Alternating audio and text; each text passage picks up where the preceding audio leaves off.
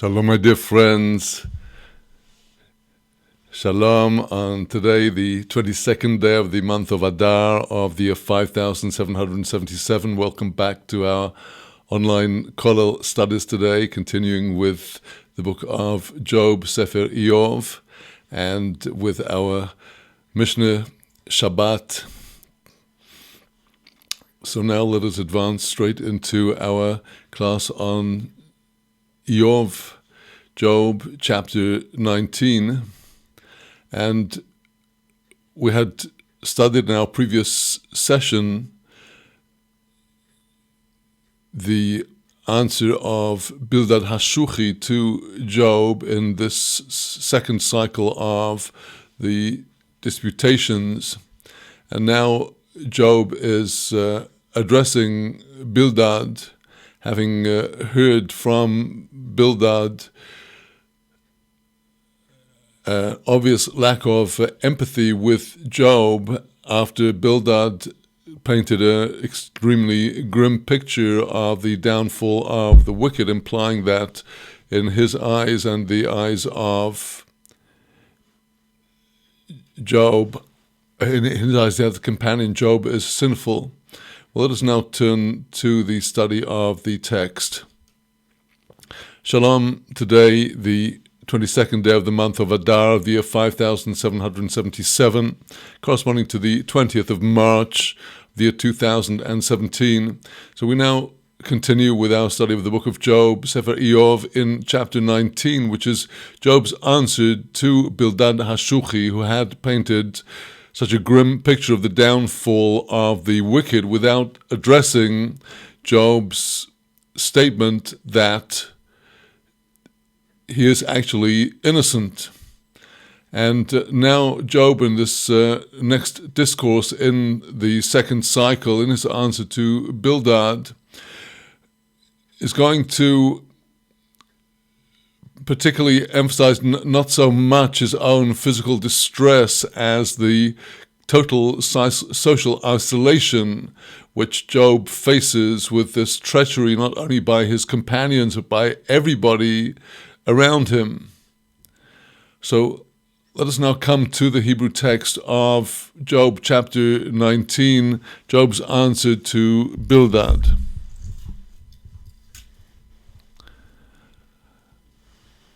Vaya'an Iyov vayomar.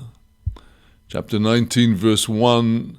Vaya'an Iyov, Job answered, vayomar, and he said, Adono togyun nafshi, usadakunani v'milim. A cry of distress of someone suffering, that those around him are simply adding insult to injury and wearing him out. Verse 2, Ad onno, until when? Togyun nafshi. Will you oppress and cause distress to my soul? The Hebrew word yagon, which is here at the root of this verb, the hif'il, is causing yagon, which is sorrow and distress. Until when will you continue causing this distress to my soul? Usadakunani v'milim. Until when will you crush me with words? Usadakun is like we have in Song of Moses in Psalm 90, how God crushes the person until they repent. Ad-dako, God takes the person, and now these people are adding to this v'milim with their words. Verse 3, Ze aser fa'omim tachlimuni lo sevoshu takruli. Ze eser pe'omim, this is 10 times now. Tachlimuni, you put me to shame. This is the 10th of the discourses, until now, even the discourses that where Job was speaking, these are also considered to be the companions causing him shame because they did not accept his words. So we've had now 10 discourses, 10 times you have caused me shame. Lo sevoshu, are you not ashamed of yourselves? Ta keruli, that you are like nochri, like strangers to me. You have turned your backs on me as if you don't know me. V'af omnom shogisi, iti tolin meshugosi. V'af omnom, and even if indeed shogisi, I went astray, as you are saying, how could you know from my exterior? iti, it is only in me, tolin, is resting, meshugosi, my straying, my erring from the path. This is something internal to me. You would not know it. How can you accuse me of being guilty of sin? Im omnom olai tagdilu v'sochichu olai chirposi. Is it not indeed olai tagdilu? You are rising up in greatness over against me.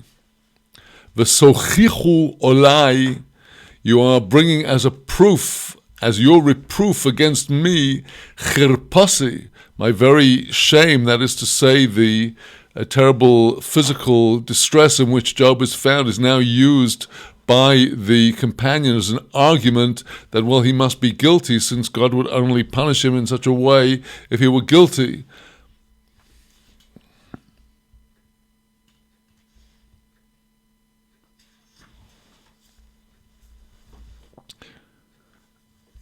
So on these words, im omnam olai tagdilu, Rashi comments that you are simply adding sorrows to my existing sorrows. Tagdilu, the greatness you are causing, is an added greatness to the sorrows I face when you reprove me with my very shame of being in this degraded condition. Here I think we see something very important psychologically, is the profound shame of a person who's been brought to such a low of physical degradation, helpless, and seething with physical maladies of every kind, and the deep shame that a person faces, feels in the face of those who are riding high, healthy, and able to get about, and not in distress. So verse 6, De'u efo ki Eloah ivesoni umetsudo olai hikif. It is not so, says Job in verse 6, what you see of me as the outer physical wreck, that is not the proof of any guilt. De'u efo, know therefore, ki Eloah, that is God, ivesoni, God has twisted and corrupted justice, or has erred from justice. Has even there's here the word sin and rebellion, if one can say, like in Megillat Esther, the king forgot Asher Obso Vashti, what just the evil that Vashti had done. The same root here. Umetsudo, God, his net, olai hikif, upon me has God surrounded. He's surrounded me with his trap, his net. I cannot get away. So, expressing his complete helplessness in these very, very poignant words. Hen etzak chomos velo e'oneh ashava ve'en mishpot. Hein etzok homos. Indeed, I'm crying out, homos, the violent evil perpetrated against me.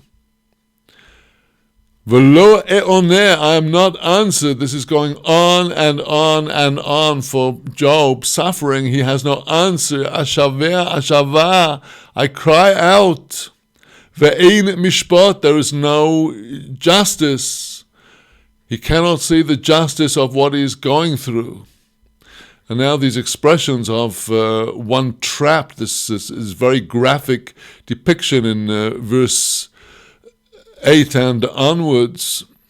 Ohi godar velo e'evor va'al nisivosai choshech yosim. Orchi, my path, my way. Godar, he is set with boundaries, barriers. Velo e'evur, I cannot pass over them. Ve'al nesivosai, even my side pathways that I take off the regular trodden way. Choshech yosim, he makes it all darkness. Kevodi me'olai hifshit, vayosar ateres roshi. Kvodi, literally my glory, me'olai hifshit, he has stripped after me, he has torn off the clothing I had of kavod, of honor, of dignity. He's bereft of any dignity there at the mercy of his companions. V'yosar ateres roshi, he has turned aside the crown of my head.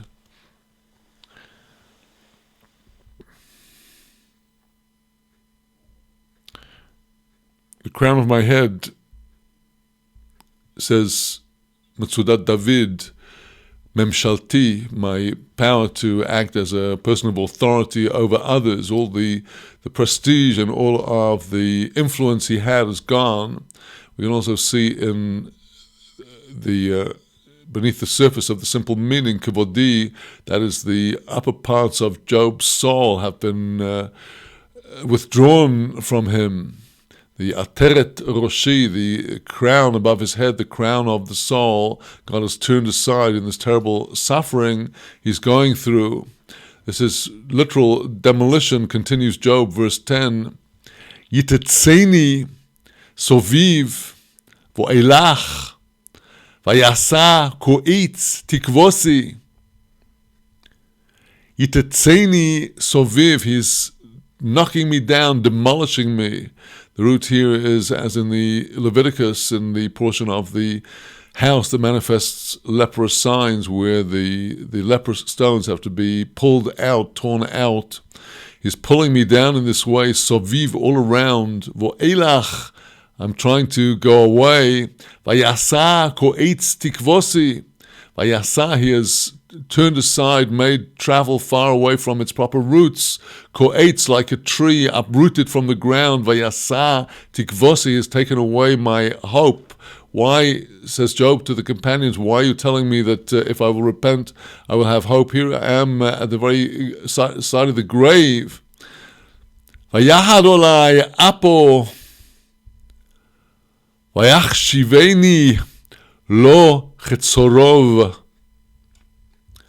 Vayahad olai apo.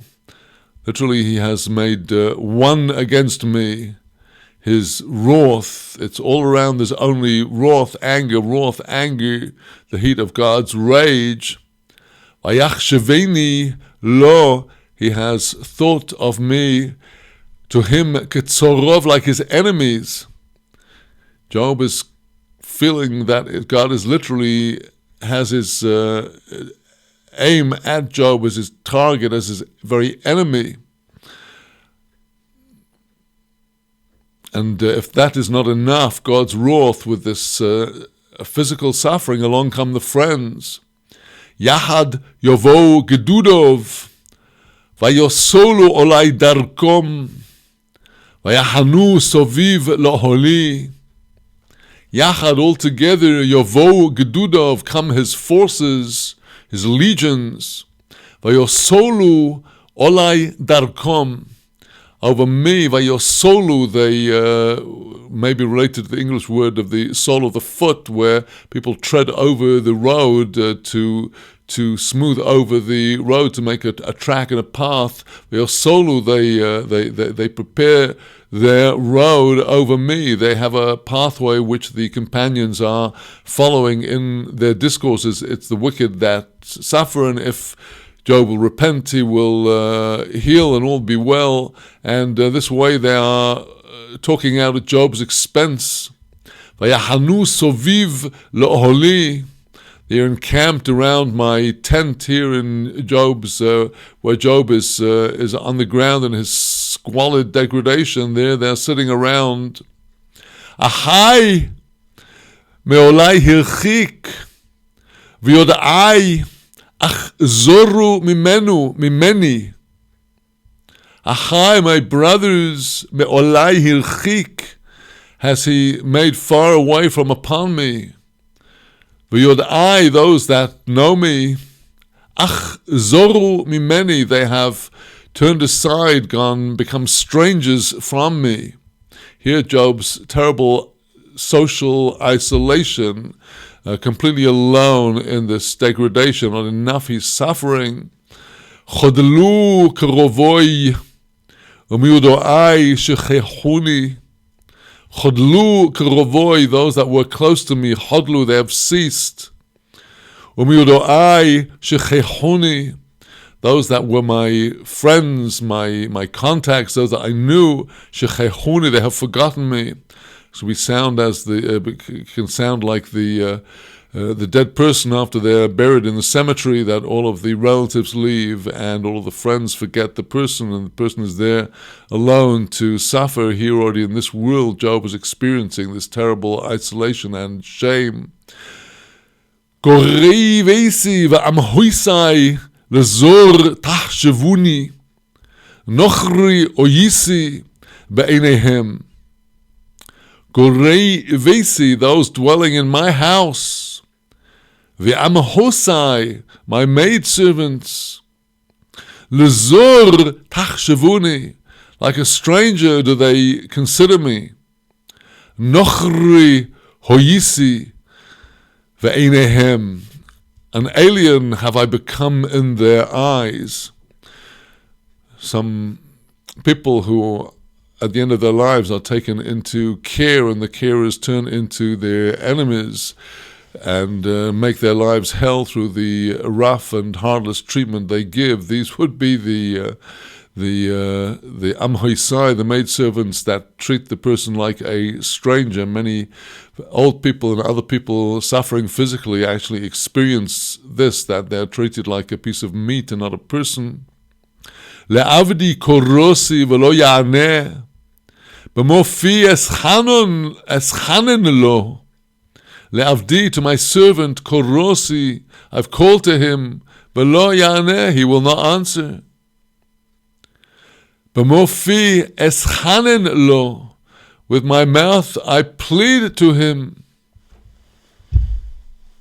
Verse 17. Ruchi zoro le'ishti v'chanuisi livnei vitni. My spirit has become strange to my wife. She has become estranged from him. V'chanuisi, though I have appealed livnei vitni, to the sons of my loins, my belly. According to the Metzudat David, here Job is alluding to his wife's physical estrangement from him, so that now, having lost all half his children, he's pleading out with her to have children, but she won't. She is separate from him. Continuing with his degradation, his servants, his attendants, his very wife are estranged. Verse 18. Gam avilim mo'asu vi, akumo vaidabru vi. Gam avilim, here the word avil, it refers to youths. Ul yamim, a young in days. A lad or a maiden. Here the lads, gam avilim mo'asu vi, they have come to despise me. Akuma, I have only to get up. Vaidabru vi, they're talking about me. Tiavuni kol mesei sodi, v'zeh ohavti nepchu vi. Job's incredibly poignant and eloquent expression of what is happening. Tiavuni kol mesei sodi, they are abominating me, all the people of my secret, all those who I admitted to my most intimate thoughts and feelings and opened myself to. These people are now abominating me, treating me like despicable. V'zeh ohavti, this one that I loved, nepechu vi. In each case, they have been turned against me. And now turning once again to his physical plight. Ba'oiri uvevesori dovko atzmi va'esmalto ba'or shinoi. Ba'oiri, with my skin, uvevesori, with my flesh, dovko atzmi, is attached my bone. He's so shrunken and shriveled that there's only the bones and the residue of his skin and bodily sinews. Ve'esmalto be'or shinoi.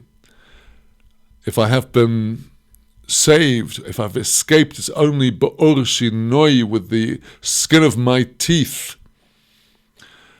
According to our rabbis in Bava Basra and the Sugya of Job, it was only the flesh of the gums of Job that remained intact. And he pleads now, verse 20, Chonuni, Chonuni, atem re'oi, ki yad Eloah nogo'o bi. Chonuni, this cries of for mercy. Chonuni, have mercy, have pity on me. Chonuni, have pity on me. Atem you re'oi, my friends. Ki yad Eloah, it is the hand of Eloah, the hand of the Gevurah, the stern hand of God, nog'o bi, that has touched me, that has afflicted me. Lomo tirdefuni chomoil, ומבשורי לא תשבעו. Lomo tirdefuni, why are you persecuting me with these words?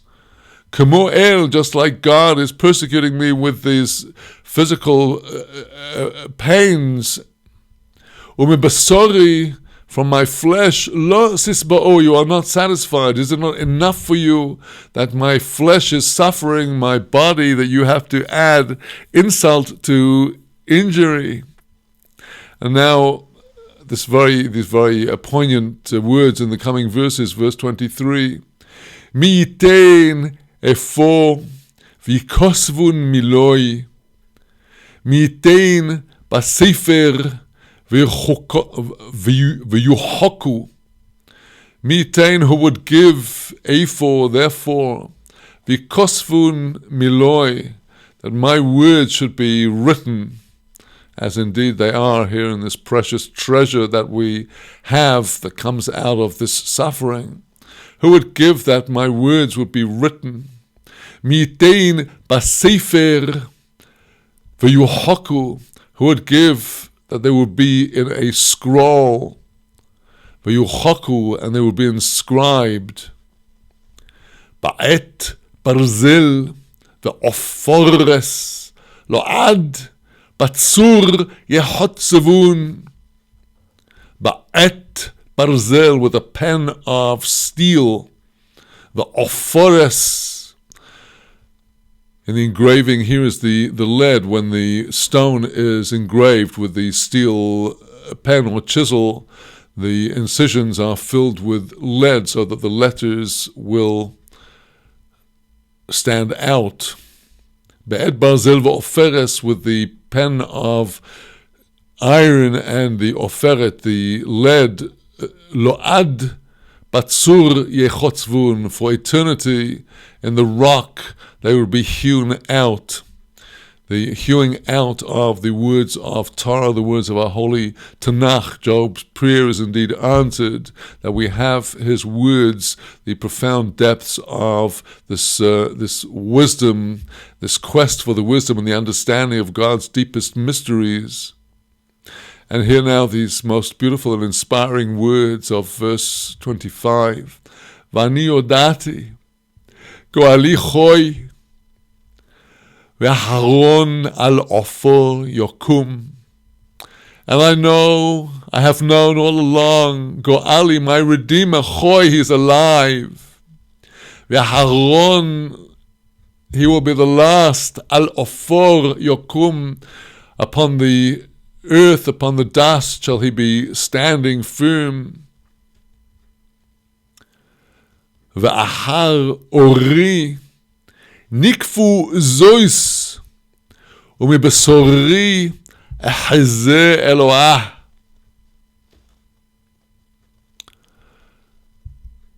Job, according to our commentators addressing the companions, look, you here, V'achar ori, behind my skin that is visible to you, nikfu zois, this, Job holding up his limb to them and showing how it has all been cut off, it's all surrounded by God's hand of justice. Umibasori, and from my flesh, ehze Eloah, I will see, I perceive, I witness God. Again, the holy name Eloah being here used in the sense of the firm hand of God's justice and decree. Job sees this out of his very flesh. You may only see my shriveled exterior, he's saying to his companions, but I, from my very flesh, see God. And of course in Chassidut and Kabbalah, these words of the verse, Umibesori, from my flesh, Ehze Elokai, perceive God, come to teach us about how the human body is modeled upon the supreme worlds, and comes to teach us about the nature of godliness from our very bodies. Asher ani echeze li, va'enai ro'u velo zor, kolu chiliosai v'cheiki.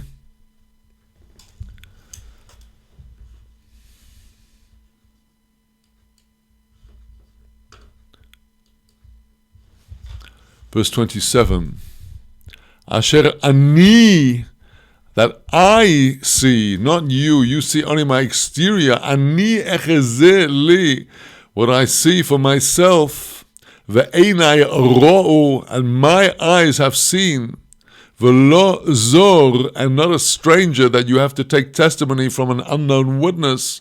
My eyes have seen what is happening inside, kolu chiliosai b'cheiki.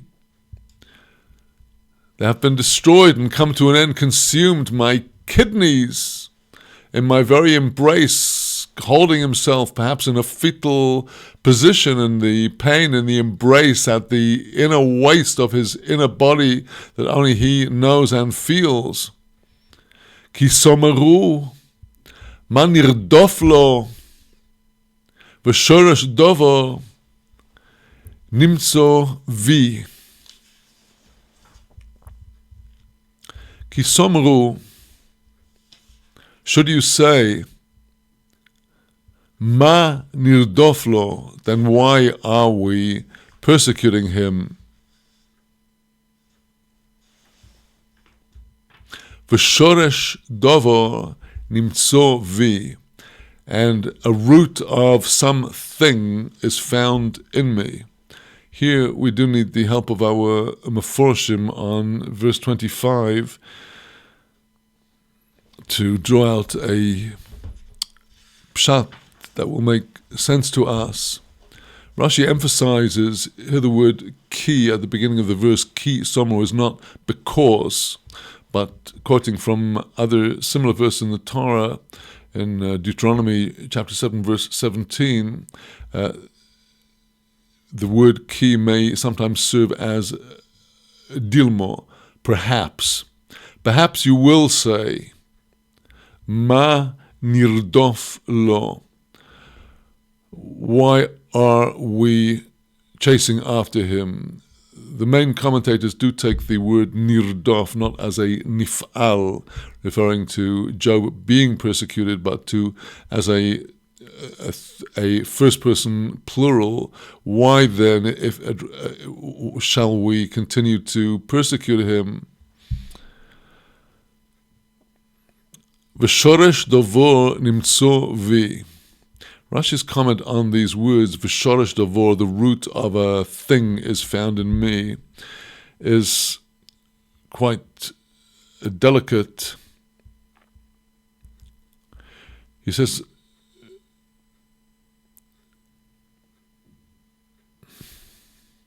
if it were that you are going to set your hearts to take pity on me and to say, why shall we chase after him?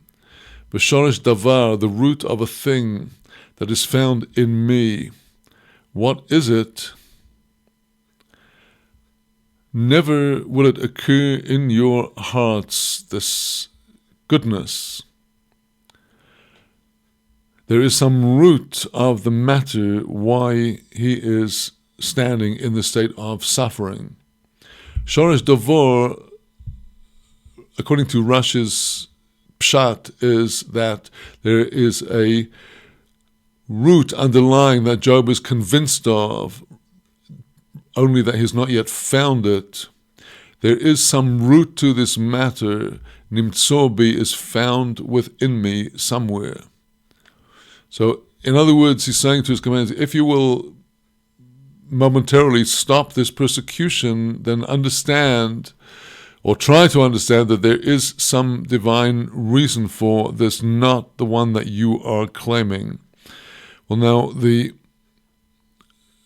pshat of the Metzudat David on this verse is as follows. He says, it's only fit that you should say, why should we persecute him? Now, is there really any root of some sin that is to be found in him? V'shoresh dovor, is there really some root of something that is found in him, some sin in him? He wants to say to his companions the words of the Musat David, you should know that all of the things that have come upon me in this suffering, even if it's because of a lack of effort into coming to know the Creator, and even if I am aware that it will be possible to go further in the knowledge and the understanding of God, but if I've done my best, what more can I do? Well, Job sees that his companions are not willing to relent, and he ends this address out of his distress and his plea for his words to be written. He ends verse 29, Guru lochem mipnei cherev, ki chimo avonos chorev, leman tedaun shadun. Turning now to his companions with the very argument they've been using against him, only now as they're riding high, he is warning them, Guru lochem, you should be fearful for yourselves, in yourselves. Mipnei cherev, because of the sword. Ki chemo avoinois chorev, for the fury of the sins is the sword. He is telling his companions that if you are accusing an innocent person of sin and you are wrong, that sin of failure to judge positively, that will bring on the fury of the sword, literal physical destruction of their houses and families. Lema'an teideun, in order that you should know, shadun.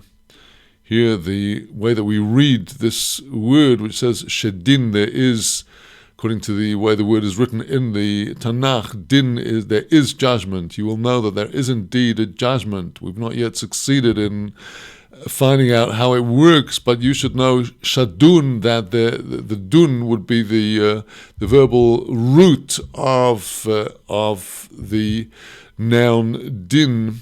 Namely, there is a process of judgment going on. We've just not yet succeeded in finding it. In my case, says Job, therefore concluding this discourse.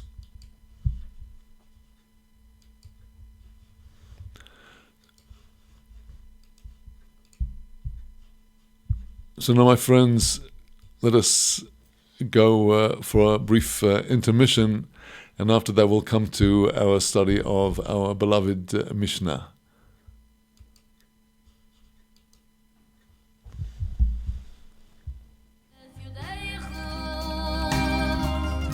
It must be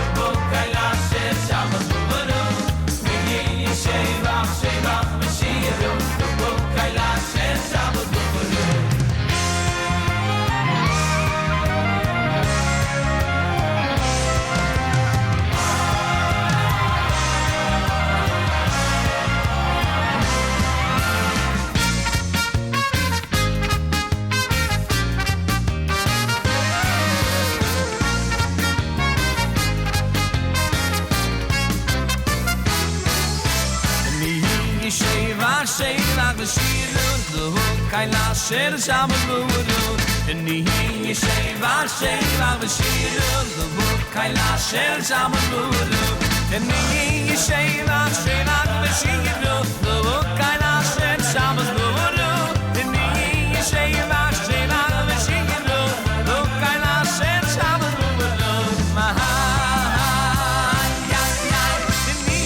sheva v'shiru lo kaila sher shabbos buru Sheva Mashiach, look, I love us in Shabbat Guru. Sheva, Sheva Mashiach, look, I love Shem Shabbat Guru. Sheva, Sheva Mashiach, look, I love Shem Shabbat Guru. Sheva, Sheva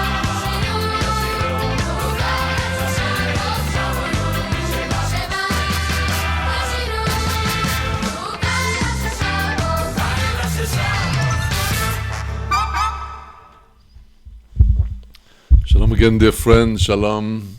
Back now, Bezrat Hashem, to our studies.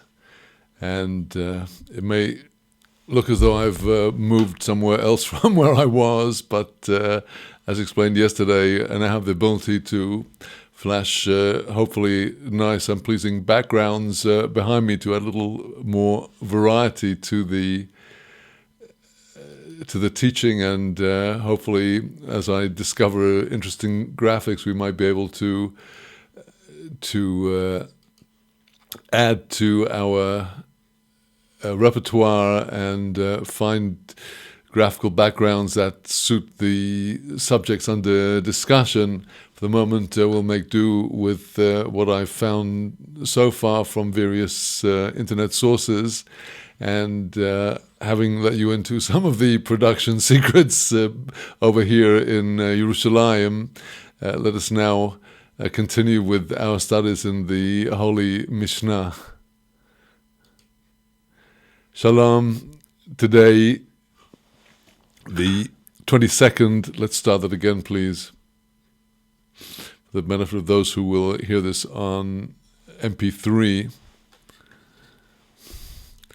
Shalom, today the 22nd of the month of Adar of the year 5777, corresponding to the 20th of March of the year 2017.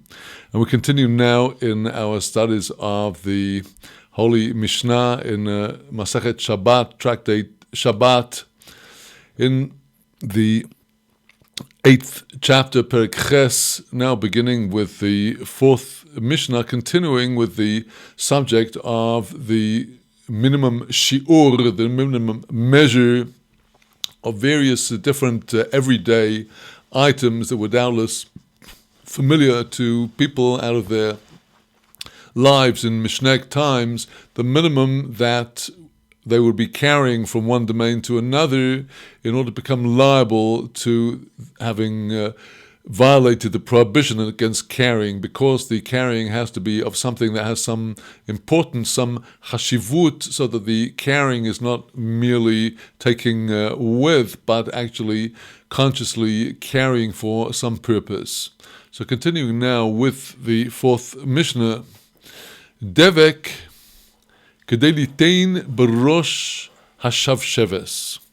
If it were some glue that the person was taking out, it would have to be a measure sufficient to put on the top of the shavsheves, which is a trap for poor birds, where the bird settles on a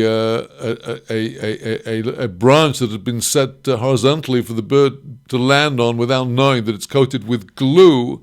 So this way the trapper is able to trap the bird without causing the bird to become treif, disqualified for kosher eating. So you'd have to have enough glue to spread over the shavsheves trap of the birds, zephes v'gofris kedei la'asos nekev. If it were pitch or sulfur, have to be enough to stop up a hole in some pitcher, some pottery vessel. Shavor kedei litein al pi nekev cotton. if it were wax, would have to be sufficient to put on the mouth of some small hole. That is to say that with the earthenware vessels, the zefet and gofrit, the pitch, the very coarse oily water repellent substance would be used to stop up a hole in the main part of the vessel, but the shav or the wax would be there to stop up a small hole in the top, the stopper of the flagon, to prevent drops of liquid escaping. Charsis, if it were ground bricks of cheres, earthenware, ground down for use industrially, כדי לעשות פי קור של צורפי זהב, have been enough to make, that is to say, to prepare the mouth of the little furnace, the crucible used by tzorfei zohav, the gold workers. So in order to intensify the heat with these industries, it might be necessary to stop up the mouth of the crucible in which the metal is being melted inside, and the mouth of the crucible is where the bellows go in to blow on the fire to increase the intensity of the fire. Rabbi Judah says it will presumably be even smaller. Kedei la'asos pitput, sufficient to make the pitput, the leg of the crucible, the leg upon which the crucible is placed. So we get an insight here into ancient metalworking. Subin, if it were bran, כדי ליתן על פי קור של צורפי זהב. It were bran enough to put on the mouth of the furnace of the gold smelters. So the subin might be added also, presumably, to intensify the fire, which would presumably flare up from the bran being sprinkled over it. So enough, presumably, here to fill up the mouth of the crucible to burn at one time. Seed, כדי לסוד קטנו שבבונוס. Lime, a measure sufficient to apply the lime to the smallest of the girls. According to Rabbeinu Ovadia of Bartenura, it was customary for girls that were coming to their puberty and their beginning of their periods. Parents would want to hasten that in those days. This was a time in which girls would be betrothed at the age of 12 or very shortly afterwards. And in order to hasten the maturing of the girls, the lime would be applied to them. So a measure of lime sufficient for this treatment would constitute carrying intentionally. Apparently, according to our commentators, the wealthier people had other ways of achieving this. Lime was readily available to the poor, but the wealthier people would use fine flour as a kind of body mask to remove the hair and to hasten the process, while the daughters of kings, the princesses, would use olive oil that was from olives that had only brought less than a third of their ultimate bulk, some kind of very sour olive oil. These are the gems of information we pick up as we traverse the Mishnah and learn about many natural remedies. Rabbi Yehuda Omer, kedei la'asos kilkul. Rabbi Judah says that the amount of the seed, the lime, would need to be sufficient to remove the hairs of the around the temples. The kilkul is one level of hair that, according to Rabbi Yehuda, needs to be removed. Rabbi Nechemia Omer Kedei Lasos Andifi. Rabbi Nehemiah says, no, it's the measure of lime that would be needed to treat the area lower down on the temples.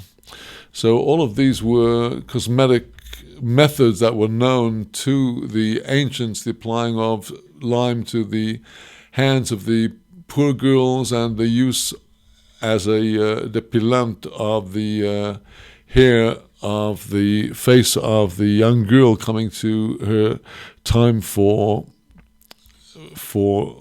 marriage matches. So now continuing with the list, Adomo, if it were earth, so what may earth be used for? Kechisam amatzufin, enough earth to make the seal of the matzufin. The matzufin are large sacks of merchandise that will be sent to far places and would be sealed by the sender, so that when the recipient weeks later in the far-off place would receive it, he would know it had not been tampered with. So the choisam hamatzufim, the seal of the sacks, would be the measure for Adama, for earth, for clay. Divrei Rabbi Akiva, these are the words of Rabbi Akiva. V'chachamim omrim kechisam o igoros. The other rabbis say, no, sufficient for the smaller seal of letters, which had the same method of ensuring privacy against tampering hands. So the letter required a smaller seal than the sacks of merchandise. So continuing with with Mishnah 5, what can you do with zevel? Zevel is organic waste of the house and the farmstead that is going to be used for compost and manure. Zevel, manure, v'chol hadak, the fine sand, kedei lezabel kelach shel keruv, in order to use as a manure for just a stalk of cabbage. One cabbage, divrei Rabbi Akiva, that is the words of Rabbi Akiva. V'chachamim omrim kedei lezabel kerisho, which would be enough simply to use as compost for a kerisha, for a leek, which in both cases much less. The measures here are less as given by the other sages as compared to that of Rabbi Akiva, a more lenient view that if a person carried less than his view, they would not be liable for violation of the Shabbat. Continuing then, Chol Hagas Kedei Litein al Maloi Pi Seed.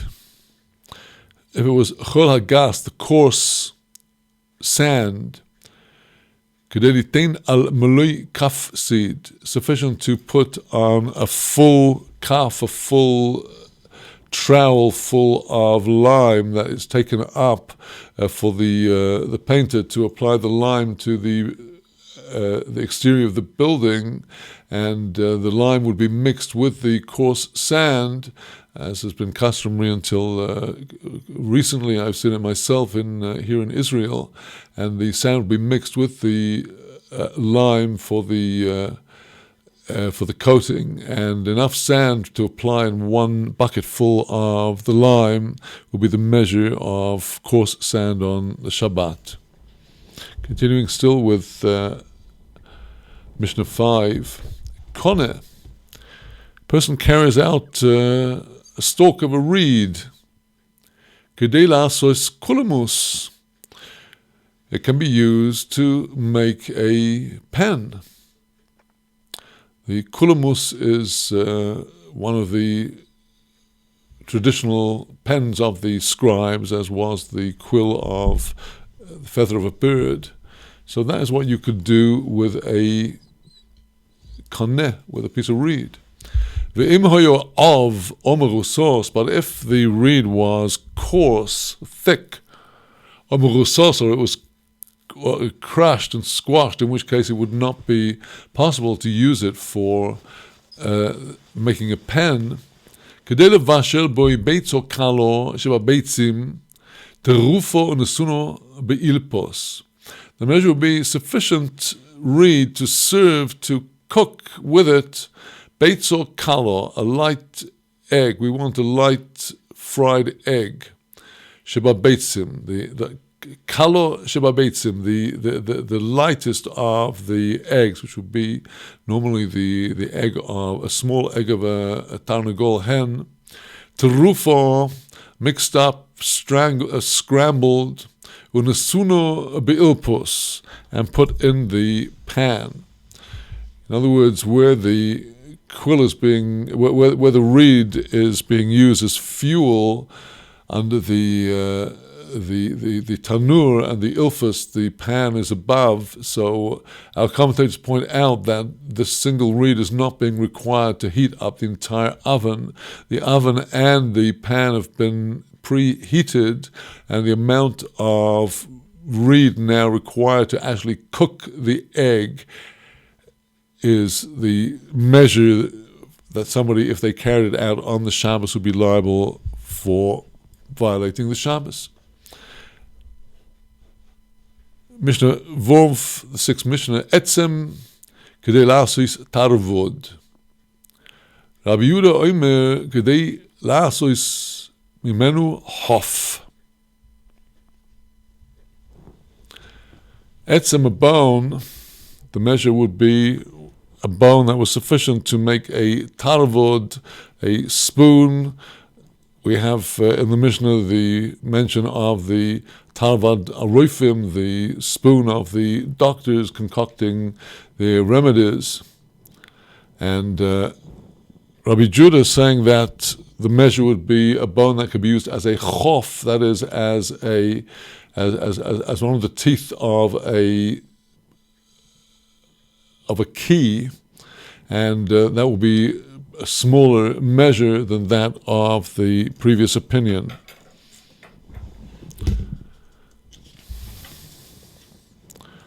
So continue now with Mishnah Vov. Zechuchis, a piece of glass, a glass with a sharp edge. Kedei ligrobo roish akirkol, sufficient to scrape with it the head of the weaver's kirkur, tool that he uses to separate the strands of the warp, and according to others it would be the head of the actual shuttle.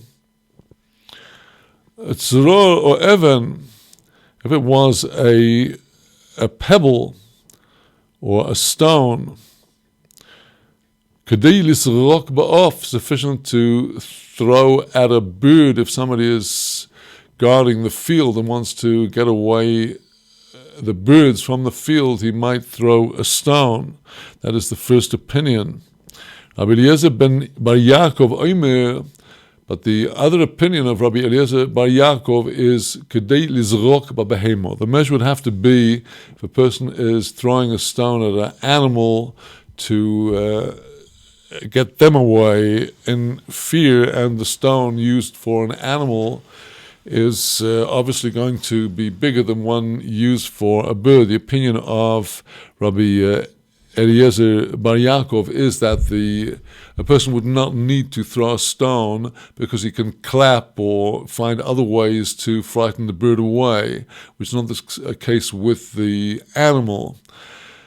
And let's emphasize that here we're not talking about performing this action on the Shabbat. We're talking about the measure of what a person would have to carry out on the Shabbat to become liable for the prohibition of carrying from domain to domain on the Shabbat. The question of whether it is allowed to throw a stone or a pebble in the field some distance, that is a different question which will come up later in the coming chapters about where one may or may not throw things in the public domain and in other domains we have. But to now continue to Mishnah 7, which is going to lead us in a very interesting direction, because Mishnah 7 is continuing with the discussions about the minimal measures of items to make them forbidden to be carrying out from domain to domain on the Shabbat. And we shall see how Mishnah goes into some of the opinions of the Tanaim, of the Mishnaic teachers, about the allusions to the measures which they give. And here we see the profound love of our sages for the entire Tanakh, the whole of the written Torah, always seeking for allusions in the original text to the traditions that they had received from their teachers and masters through the Torah Sheba'al Peh, the oral Torah. And now the search for sources for the measures in this Mishnah is going to lead us to the next chapter, which is going to be chapter 9, which is going to be continuing a considerable digression where our sages will bring the biblical verses that are at the root of a variety of sections of oral law without specific reference to the Shabbat. So it will only be after that digression in chapter 9 that we'll come back once again to the measures of things people are carrying out on the Shabbat. But for the moment, in the 7th Mishnah of our chapter 7, we're talking now about pieces of pottery, cheres, a pottery shard. Well, what can a pottery shard be used for? It can be used to put between one plank or beam and another. This might be used by carpenters and workers in construction, putting a pottery shard between beams to ensure that they're all lying even and will not warp. So that would be the measure of cheres, of a piece of pottery that was taken out on the Shabbat. That's the words of Rabbi Yehuda. Rabbi Meir Omer, Kedei lachtois boi es ha'ur. Rabbi Judah says a piece of pottery could require a larger measure. It should be sufficient to be able to use it as a scoop to take up live fire.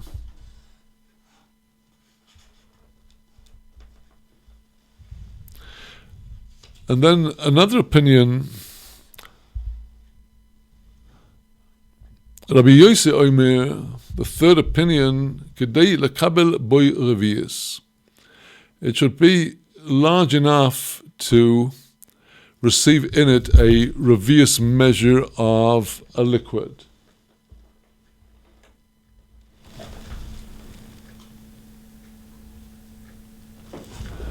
So now, if we've understood the basic 3 points of view, that of Rabbi Yehuda, that of Rabbi Meir, and that of Rabbi Yossi, the Mishnah is going to address now only the sources in Tanakh for the last two opinions. That of Rabbi Meir, that it needs to be enough to scoop up fire, and Rabbi Yossi says, well, it should be sufficient to receive a revius measure of about a cupful of some liquid.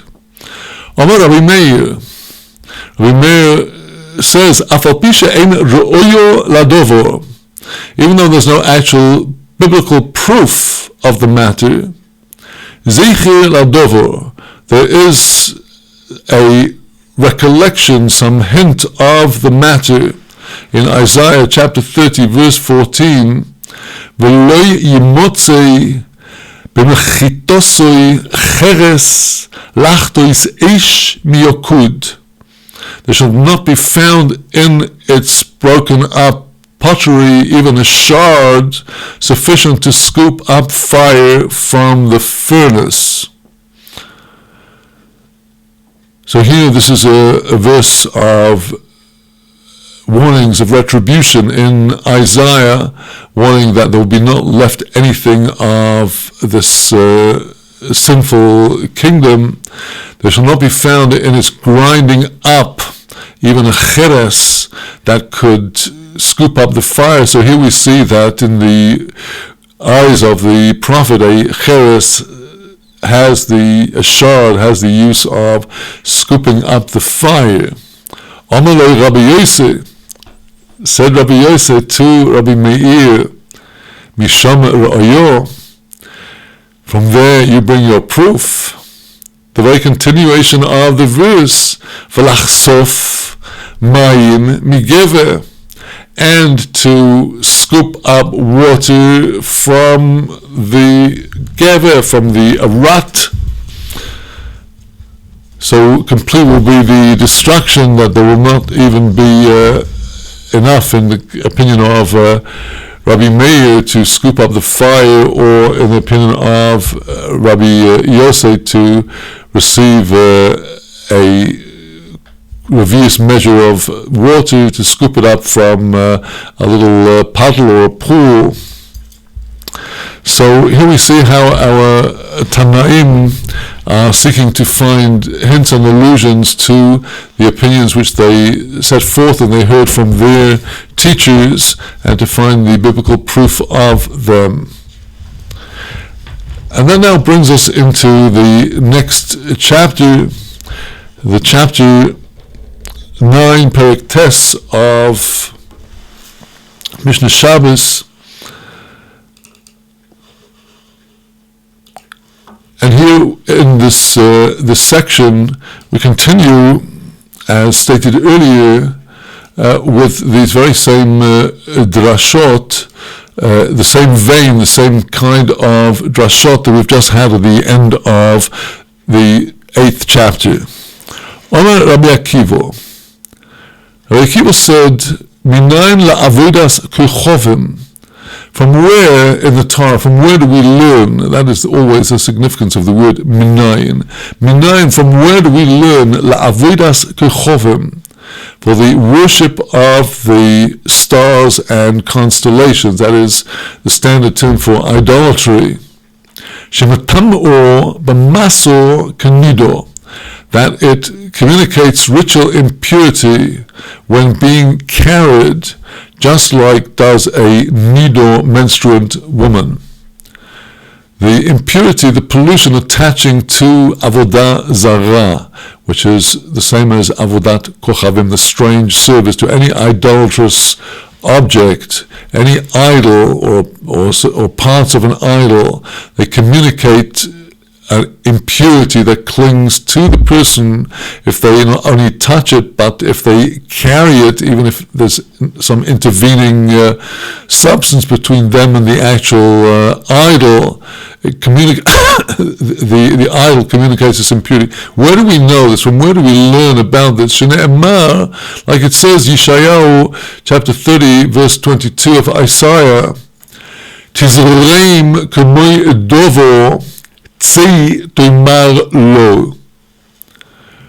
Tizreim, again a verse of warnings of retribution. Tizrem, you shall cause them to flow out, k'mo dovo, like a dovo, like a woman that has her flow that is flowing with blood.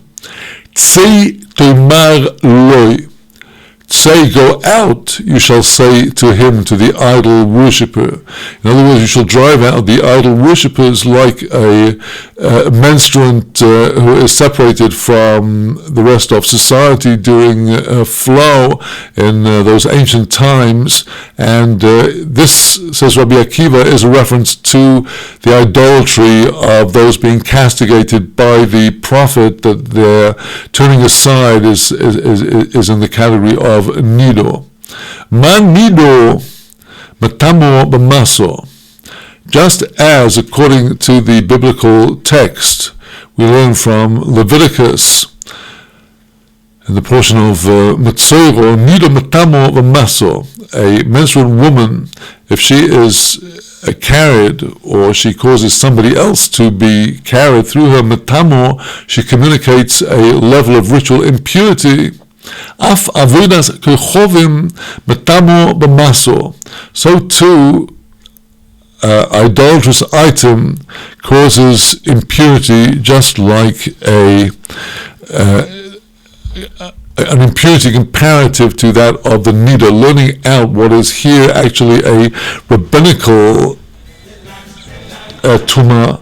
It is the tumah attaching to avodah zarah, to idolatry, is one that is based on decrees of the sages, and nevertheless Rabbi Akiva is intent on finding allusions in the biblical text to the impurity to which he's the impurity of idolatry.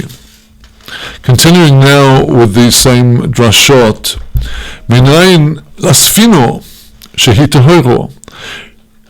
From where do we learn that a safino, a ship, is tahora, is ritually impure? A ship, we call it a vessel, and a vessel, whether it's a small pottery vessel or a larger vessel, is normally susceptible to receiving impurity.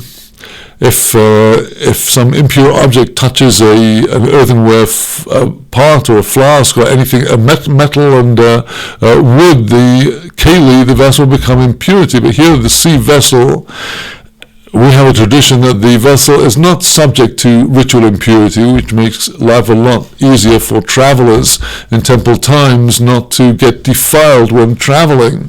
So where do we learn that the sfina, the boat itself, is tahora, is not susceptible to ritual impurity?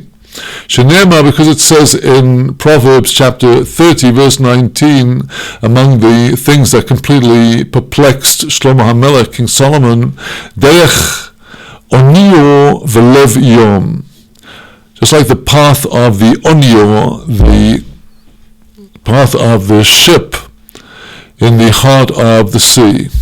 So we're learning through this midrash that, isn't it completely obvious that the ship is in the sea? Why make such a statement? But the Rabbi Akiva's drush here, although this drush is not said in the name of any of the Tanoim, it is presumably the continuation of Rabbi Akiva with his drashot on the Torah. If we're to understand the verse simply that Solomon was perplexed by how a boat goes in the heart of the sea, then there'll be no need to say it, because it's an obvious thing. But what perplexed Solomon is that the boat is pure, derech onio, the way of the boat, belev yom, in the way of the sea. Solomon is bringing here a mashal, a parable, just like the heart of the sea is ritually pure. The sea itself is called mikveh amayim, the gathering of the waters, and it purifies from impurity, and it has no impurity itself. So too the onio, the sfino, the ship, is also tahor.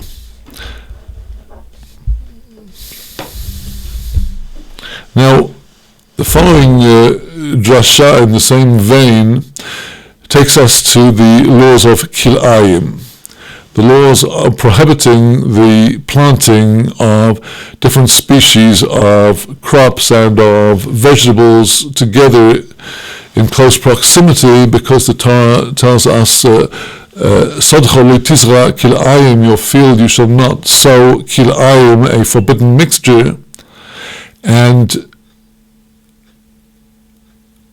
the question of this coming drash is, from where do we learn about the arugah? If you had a patch of soil and you'd like to use it to maximum advantage in order to plant just as many different plants as you can, the kinds of plants that people only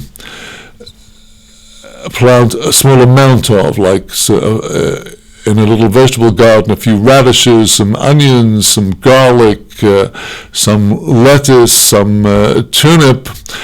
So our sages teach us that if you had a bed of soil that is 6 handbreadths by 6 handbreadths square, you should actually plant 5 different plants, 4 around the 4 sides and 1 in the middle, and there's sufficient distance between them to not violate the prohibition of planting different species in close proximity.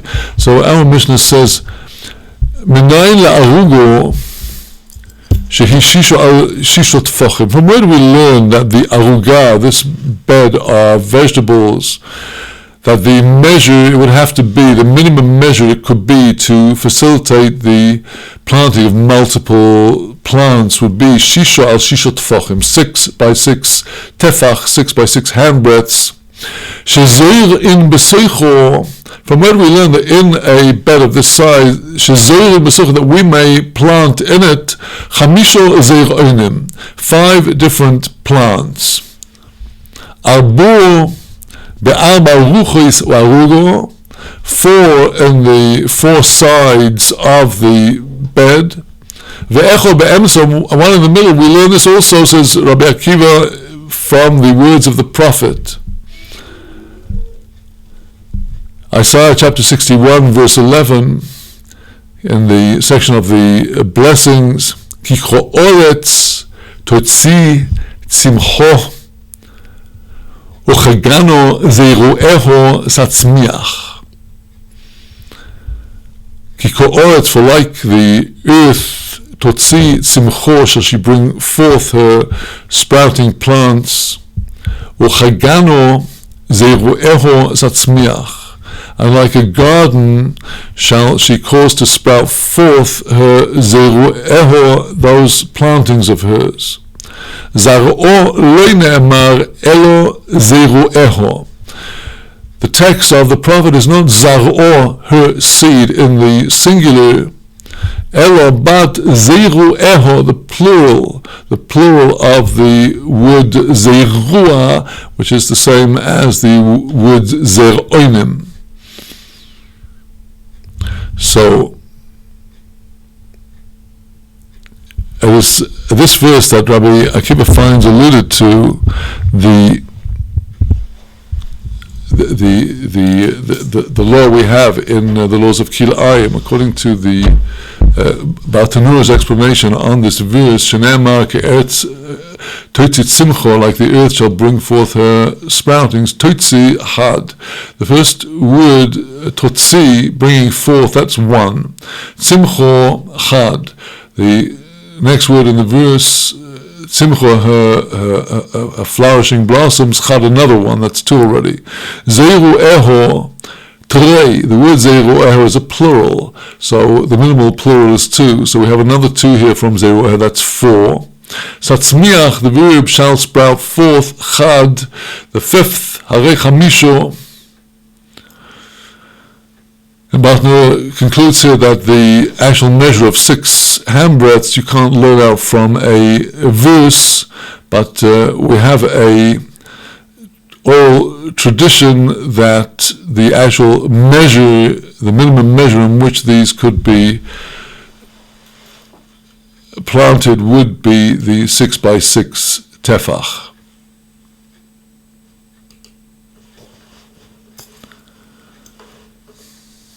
So with that, my friends, we are concluding today's study, and I apologize for any audio issues during today's studies, and we will, God willing, be gathering again on this coming Wednesday at the same time, and I look forward to being with you then.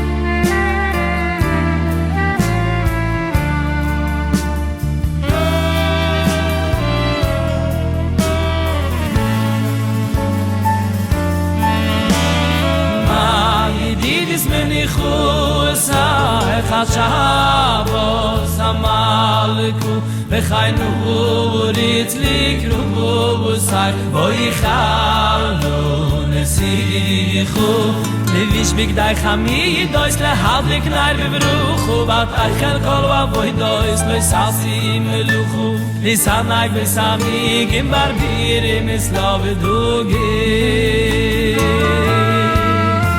Mayerev mazminim Kol minai matamim Mi boid yoy mi chunim Kanikoy Fitubumim Velarg boy kamominim Shoysaines mi visumim Safnikai madamim Bechol shuloish piyumim Lis hanag besanig Im barbirim Islav dugim Oy nachlas Yaakov yirosh Velim etzurim Navach yoy Vichavdi Yoshivurash Gilu Oy vay oy Shabbos Tishmo oydi Oy v'yisem li segilu Shayshes yomim tavoydi Ivashviyinu gilu Lehisanay besanigin Barbirim Islavet Dugim Chatzechu Yaseirim Vigam Lach Shoy Cheshboinois Hirim Yigiturim Ile Shaddai Chavumonois Esrinoi Lelamdoi Seifer Natzayach b'neginois Pelagos v'yim Yifer b'chol b'nois Imach nois V'yisanai v'zanigim Barbirim Islov v'dugim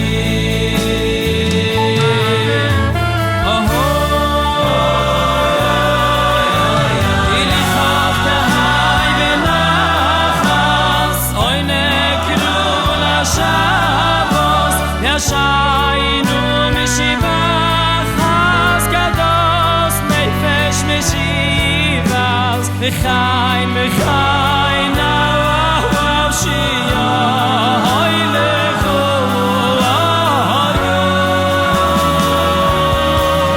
veluniach v'chibas kal sheshamim sigigu moyunich yigibay nigivas lehisanay besanigim barbirim islavet hugim ayayin oy lo mavu yoy Shabbos menichu kol hamisangim bo yizkireroy simchu my hevelay mushigi yachdi tzuli lirvuchu edesay nisatz miki yach vehenos yugo